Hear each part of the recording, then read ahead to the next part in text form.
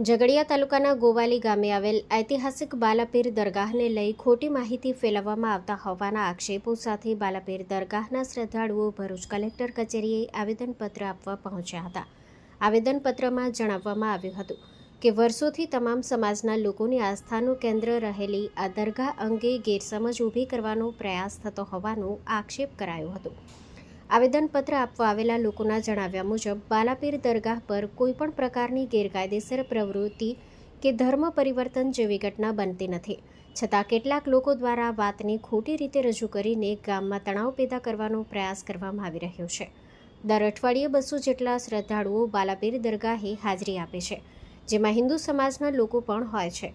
લોકો અહીં પોતાની માન્યતા, શ્રદ્ધા અને મનની શાંતિ માટે આવે છે। વધુમાં દરગાહ ગામની એકતા અને સૌહાર્દનું પ્રતીક છે તેમ પણ જણાવવામાં આવ્યું હતું। આ મામલે શ્રદ્ધાળુઓ દ્વારા તંત્રને લેખિત રજૂઆત કરીને માંગ કરવામાં આવી છે કે ખોટી અફવાઓ ફેલાવનારાઓ સામે કડક કાર્યવાહી કરવામાં આવે અને ગામમાં શાંતિ જળવાઈ રહે તે માટે તાત્કાલિક પગલાં લેવામાં આવે। હું દીપક વસાવા ગોવાલીનો રહેવાસી છું। જે અમારા ગોવાલી દરગાહ આવી છે એ અમારા આસ્થાનું કેન્દ્ર છે ને જે લોકોએ પ્રેસમાં આપ્યું છે એ સાવધાન ખોટું છે। અમે એકતા હિન્દુ મુસ્લિમ એક જ છીએ, એ બધો ખોટા વિરોધ કરે છે। મારું નામ ધર્મેશ પંડ્યા છે। હું જંબુસર તાલુકાના લીંબજ ગામનો રહેવાસી છું અને હું ઘણી સામાજિક સંસ્થાઓ સાથે સંકળાયેલો છું, પાર્ટીમાં પણ સંકળાયેલો છું। અને આ જે દરગાહનો વિષય જ્યારે મને ખબર પડી ત્યારે હું છેલ્લા 5 વર્ષથી આ દરગાહ સાથે પરિચયમાં છું। આ દરગાહ પર ઘણા લોકો શ્રદ્ધાળુઓ આવે છે। દર ગુરુવારે 100 થી 150 માણસો ત્યાં આવે છે। એમાં 70% વધુ વસ્તી હિન્દુઓની હોય છે અને હિન્દુ મુસલમાનનું એકતાનું ગામ છે। ત્યાં કોઈ પણ જાતનો હિન્દુ મુસલમાનનો અંદર કોઈ જાતનો વાંધો વિરોધ નથી, પણ ઘણા લોકો રાજકીય ક્ષેત્રે એમને પોતાના રોટલા શેકવા માટે આ દરગાહને એક ટાર્ગેટ બનાવી રહ્યા છે। અને જે રીતે બધી અન્ય દરગાહોમાં કે કોઈ પણ ધાર્મિક ક્ષેત્રે જે આસ્થાનું કેન્દ્ર હોય, જેમ કે મંદિર છે, મસ્જિદ છે, ગુરુદ્વારા છે, ચર્ચ છે, એવી જ રીતે આ એક દરગાહ પણ એક આસ્થાનું કેન્દ્ર છે। અને અહીંયા ઘણા લોકો દૂર દૂરથી લોકો આવે છે, એમના કામો થાય છે, શ્રદ્ધા અને વિશ્વાસ રાખીને આવે છે। અને આ જગ્યા પર દર ગુરુવારે ભંડારો કરવામાં આવે છે અને જે પણ પબ્લિક આવે છે એ પબ્લિકની થી જ એ બધું જીર્ણોદ્ધાર કરવામાં આવે છે। અને આ દરગાહ પર કોઈ પણ જાતનું અત્યારે જે લખવામાં આવ્યું છે કે ગેરકાયદેસર બાંધકામ કરવામાં આવ્યું છે, કોઈ ગેરકાયદેસર બાંધકામ કરવામાં નથી આવ્યું। અને આ દરગાહ એવી જગ્યા પર આવેલી છે કે કોઈને પણ વાંધા વિરોધ કે અવરોધ થયું નથી અને હિન્દુ મુસ્લિમનું એક એકતાનું પ્રતીક છે આ દરગાહ।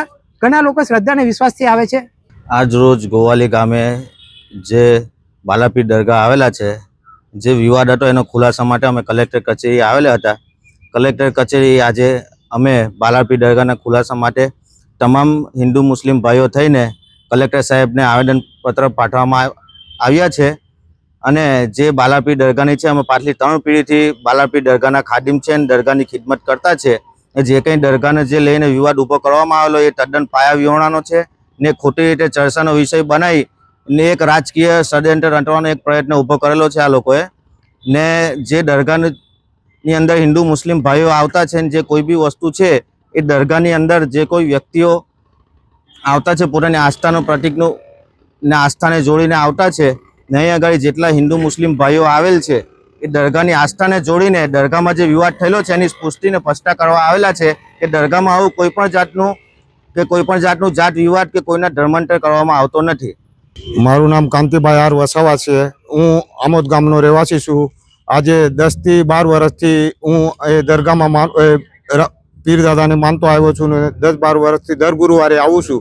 એવું કોઈ ધર્મ માટે કોઈ એવો વિવાદ નથી કે કોઈને મુસલમાન બનાવવામાં આવતો નથી કે કોઈને આ રીતના કરવામાં નહીં આવતા કે હું મારી પાસે કોઈ સંપત્તિ છે, હું સારો થઈ ગયેલો છે એટલે 10 કિલો કે 5 કિલો ખાંડ ને બધા આવા સમૂહમાં જેનું કામ થઈ ગયું હોય, દરગાહને બાપુને માનતા હોય તે લોકો એવી રીતના ત્યાં જમણવારી કરીને બધા રાજી ખુશીથી થાય છે। કોઈ ત્યાં દાન પેટી નથી એ કશું છે નહીં, કોઈ દાન નથી કરતા કંઈ નહીં। એવી રીતના બધા સમૂહમાં બધા માણસો સારી રીતના ભોજન કરીને જેની શ્રદ્ધા માની અને શ્રદ્ધા રીતના બધું ત્યાં સારી રીતના બધું થાય છે।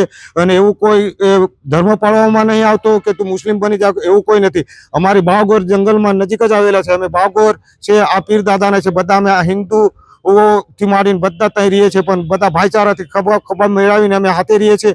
આજ લગીન આ ખાલી કોમવાદ ફેલાવવા માટે કઈ બહારથી આવેલા છે, કોઈ છે તે આમ કરે છે, આમ કોમવાદ કરાવીને ગામમાં ખાલી વિકાસ ઊભો કરવા માટે આવી રીતના ખાલી આવું ફોકસ કરાવીને આ ગોચરો છે, આ છે તે છે।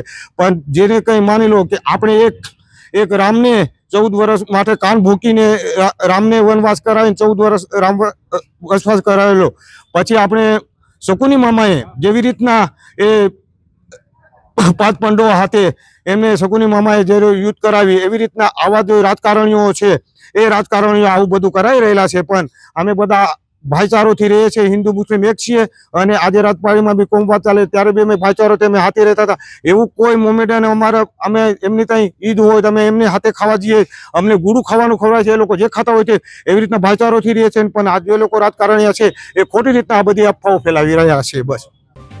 જો તમે આ વિડીયો ફેસબુક પર જોઈ રહ્યા છો તો લાઈક અને ફોલો કરો, અને યુટ્યુબ પર જોઈ રહ્યા છો તો અમારી ચેનલને સબસ્ક્રાઇબ કરો.